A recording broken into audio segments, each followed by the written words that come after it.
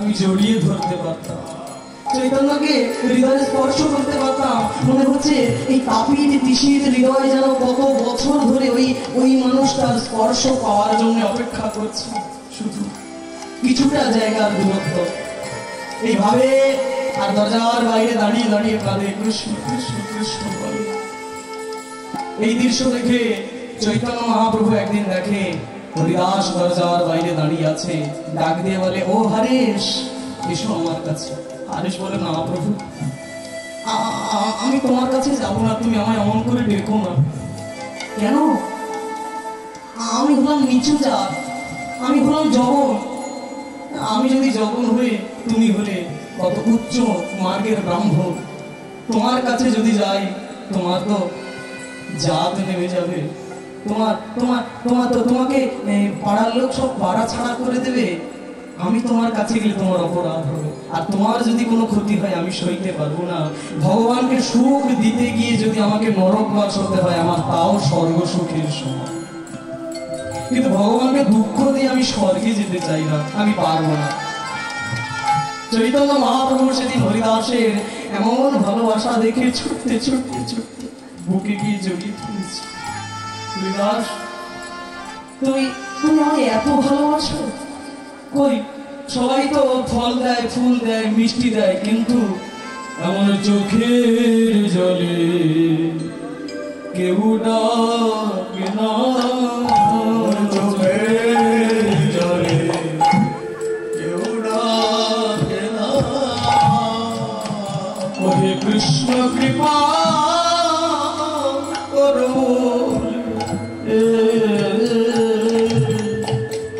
চোখের জলে কেউ ডাকে না।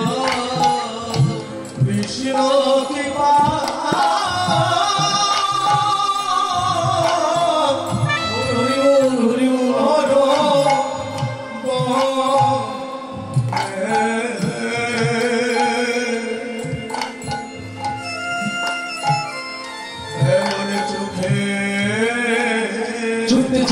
চৈতন্য মহাপ্রভু হরিদাসকে বুকে আলিঙ্গন দিয়ে জড়িয়ে ধরলেন বুকের মধ্যে। এই কি করছো প্রভু? তোমার অপরাধ হয়ে যাবে। হরিদাস, তুমি কি জানো না, মুচি সুচি হয় যদি কৃষ্ণ ভজে, আর সুচি মুচি হয় যদি কৃষ্ণ ত্যাজে। ব্রাহ্মণের তো অনেক জাত লাগে, কিন্তু বৈষ্ণবের যে কোনো জাত হয় না। একবার মুখে হরিবল বললেই তারা সবাই আমার প্রিয়জন হয়ে যায়। তাদের বুকের মাঝে আমি জড়াই ধরি, ধরি বুকের মাঝে জড়াই ধরি। বুকের মাঝে সেই দিন মুসলমানের ছেলে হরেশকে জড়িয়ে ধরলেন চৈতন্য। দেখতে দেখতে বড় হলেন চৈতন্যের সঙ্গ পেতে পেতে, আর বড় হতে হতে হতে মুসলমান চৈতন্য মহাপ্রভুর সঙ্গে দিক বিদিক হরিনাম প্রচার করে। চৈতন্য যেখানে যায় হরিদাস সেখানে যায়। দেখতে দেখতে দেখতে দেখতে দেখতে হরিদাসের অনেক বয়স হয়ে এসেছে, বৃদ্ধ হয়ে গেছে হরিদাস। এখন হরিদাসের এমন একটা অবস্থা, শ্রীবাস অঙ্গনে বসে সবাই হরিনাম কীর্তন করে অঙ্গনের বাইরে, আর ঘরের মধ্যে উঠানের মধ্যে হরিদাস একা শুয়ে পড়ে থাকে। চলার ক্ষমতা তার নেই, শারীরিকভাবে সে দুর্বল হয়ে গেছে। মনে মনে ভাবছে, বারান্দার মধ্যে শুয়ে আজকে আমি চলতে পারছি না, আমি ভালো করে কথা বলতে পারছি না, আমি দাঁড়াতে পারছি না, কিন্তু আমাকে হেঁটে হেঁটে ওই অঙ্গন পর্যন্ত যেতে হবে।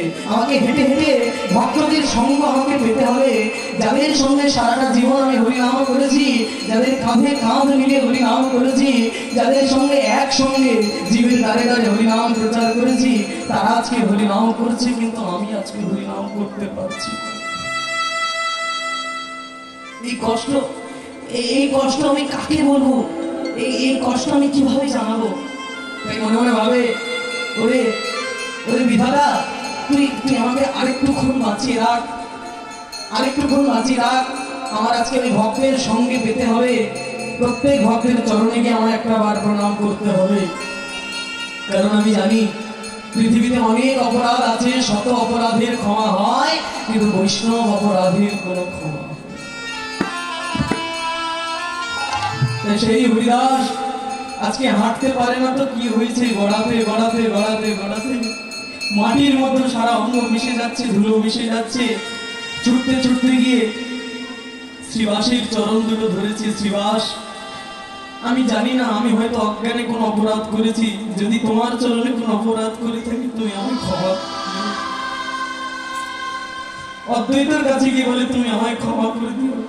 সবার চরণে গিয়ে আজকে বলছে ক্ষমা করে দিও, কারণ চরণে পড়ে ক্ষমা চাইবার মতো পূর্ণ লাভ আর কিন্তু জগতে নাই। হরিদাস যদি যত অপরাধ করি চরণে ধরে যদি একবার আমি ক্ষমা চাইতে পারি, আমার সকল অপরাধ কেটে যাবে। সবার চরণে প্রণাম করছে আর ক্ষমা চাইছে, আর বলছে যদি জীবনে কোনো সময় কখনো নিজের জ্ঞানে হোক অজ্ঞানে হোক তোমাদের চরণে আমি কটু বাক্য ছুড়ে দিই, কোনোদিন কোনো কটু কথা আমি ছুড়ে দিই, তো আমাকে ক্ষমা করে দিই।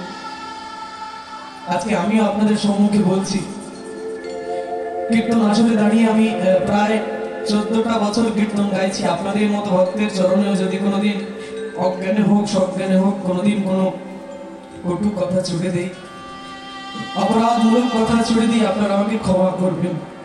কারণ আমিও জানি সব অপরাধের ক্ষমা হয়, কিন্তু বৈষ্ণব অপরাধের কোনো ক্ষমা হয় না।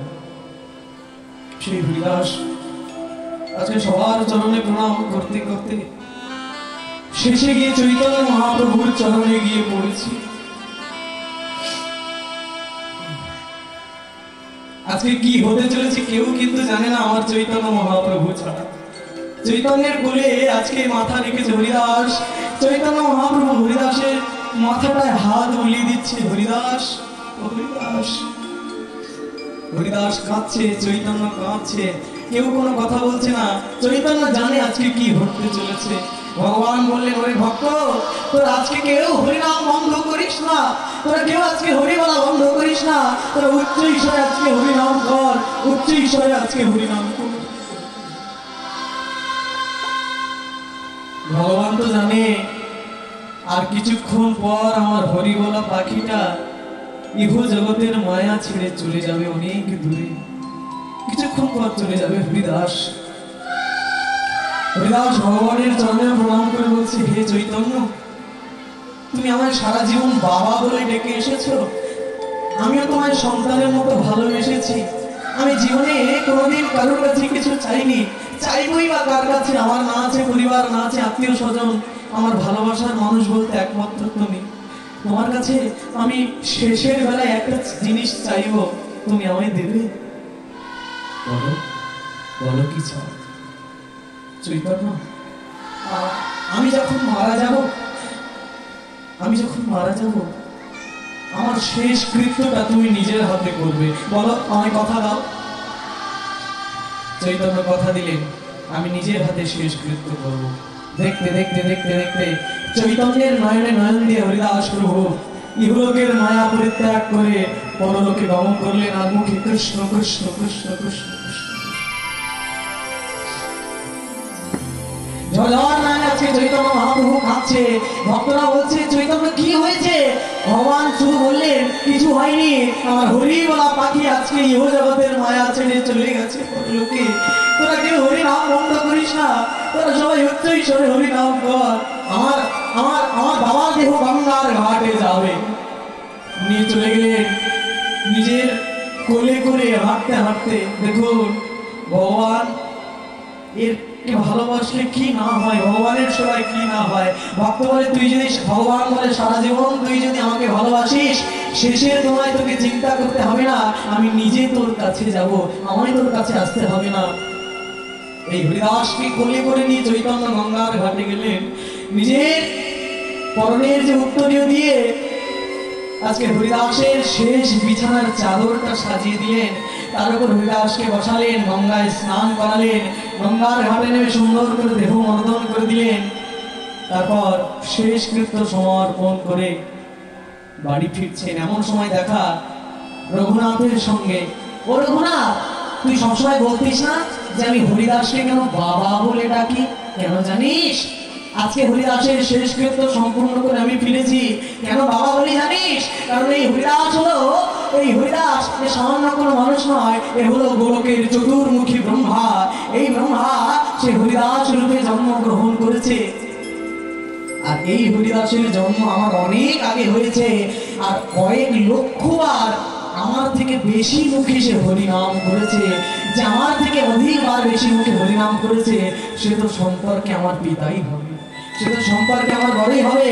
তাই অনেকবার বেশি হরিনাম করবার জন্য আমি তাকে বাবা বলে সম্বোধন করি। শেষ জীবনে কাউকে কোনোদিন চিন্তা করতে হয় না, যদি চিরটা জীবন